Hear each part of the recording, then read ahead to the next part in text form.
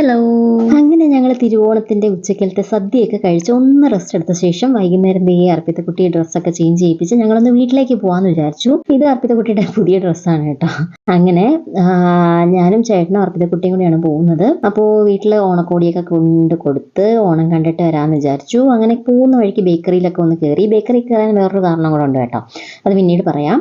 അപ്പോൾ ആദ്യം വാവച്ചിട്ട് വീട്ടിലേക്കാണ് പോയത്. അവിടെ വാവച്ചിട്ട് ഉണ്ണിക്കുട്ടനും മാത്രമാണ് ഉണ്ടായിരുന്നത്. അങ്ങനെ കുറേ നേരം അർപ്പിതക്കുട്ടി ഉണ്ണിയുമായിട്ട് കളിച്ചിട്ട് ഞങ്ങൾ നേരെ തിരിച്ച് താഴെ വീട്ടിലേക്ക് പോയി.